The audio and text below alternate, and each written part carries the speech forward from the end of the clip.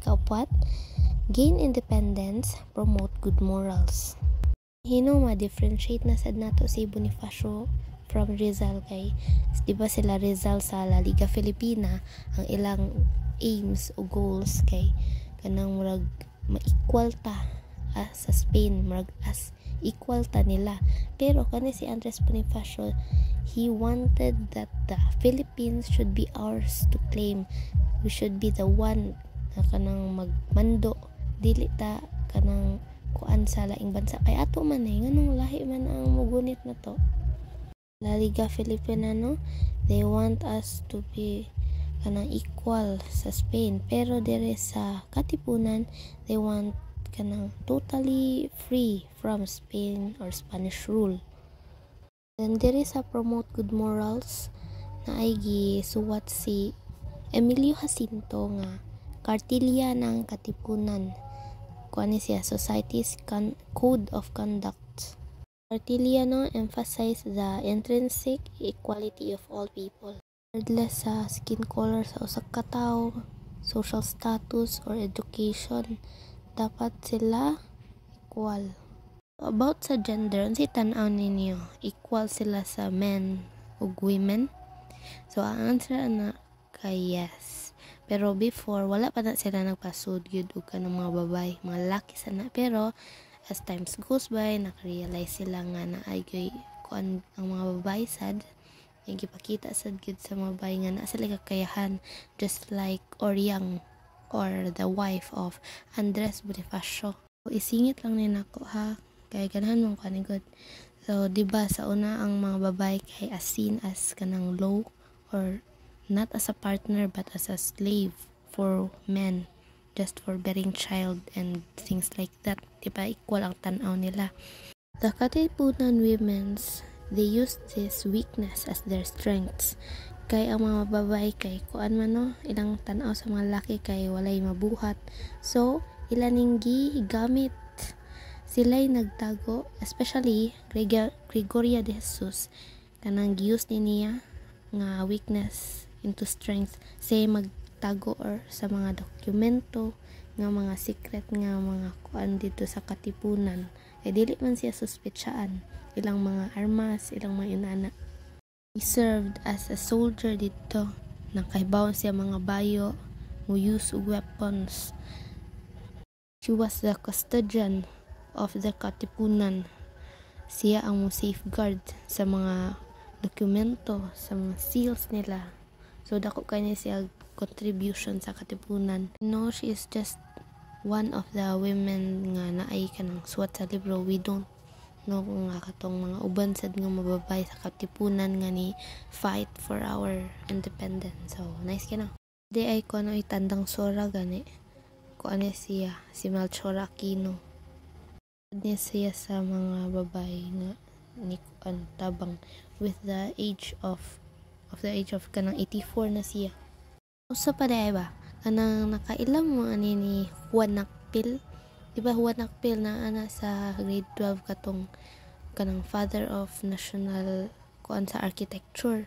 So anak ba na siya ni Oriang or Gregoria de Jesus, pero di na anak ni Andres Bonifacio, anak na ni Julio Nakpil. Kay di ba namatay si Bonifacio, nagminyo si Gregoria ug bag-o iya din ang anak si Juan Nakpil.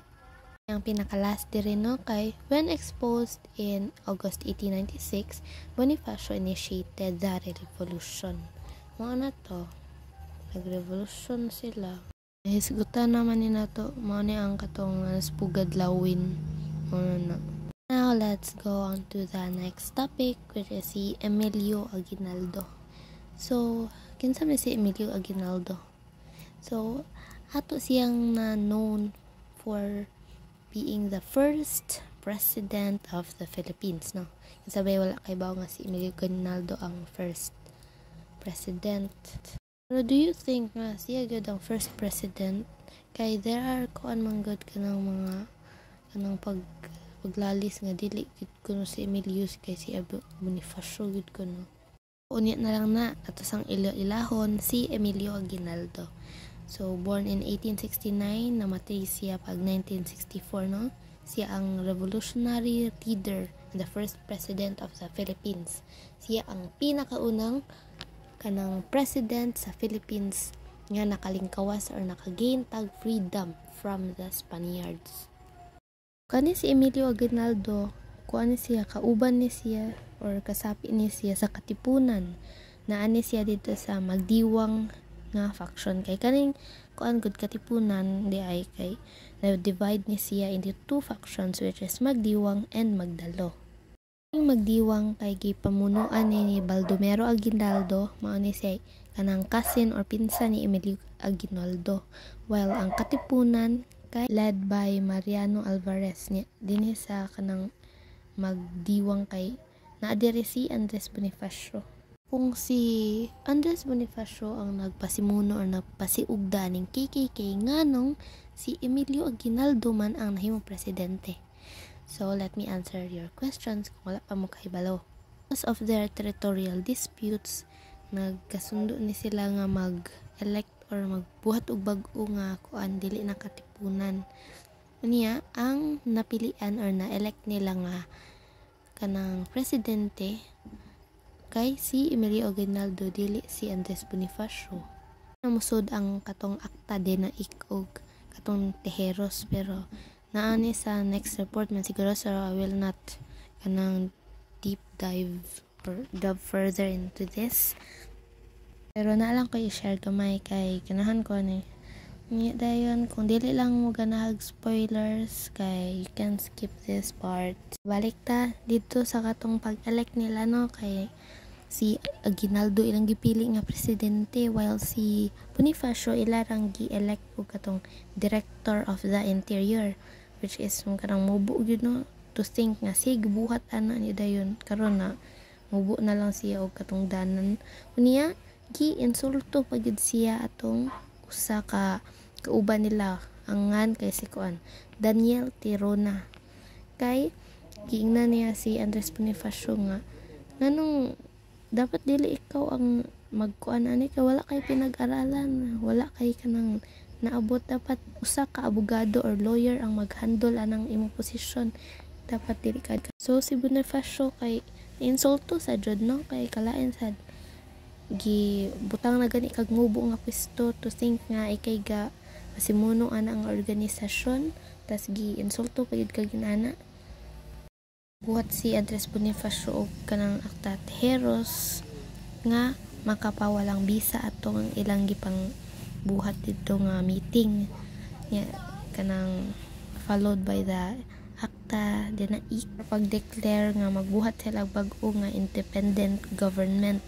But Emilio Aguinaldo saw this as a kanang murag threat para nila ba.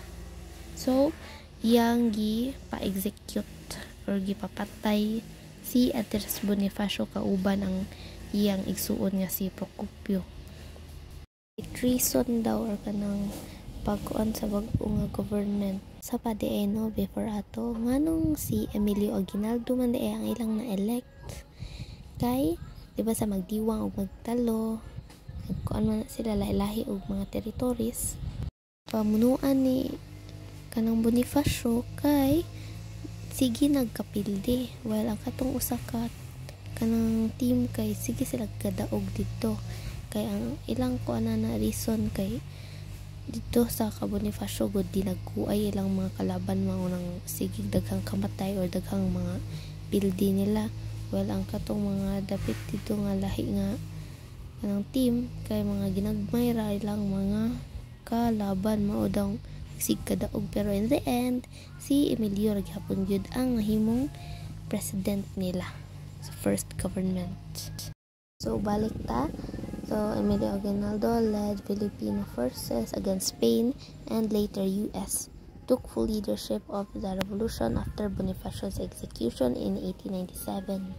Pagkahuman og patay niya ni Bonifacio, mato siya na ang namuno or siya na gid ang nahimong first president sa Pilipinas. And in 1898, no, kay na free na ta sa mga Spaniards kay na kuan sila dito sa US. Diba na kuan ta free ta from Spanish pag June 12, 1898. Pero pag December 10 ato nahatag na putas lain kuana ni Treaty of Paris murag nasa ilaing mo report ani. Nahuman na ang Spanish colonialization na nganhi na putas sa American colonization kay gibalagya tag $20 million ni Emilio bad kay no.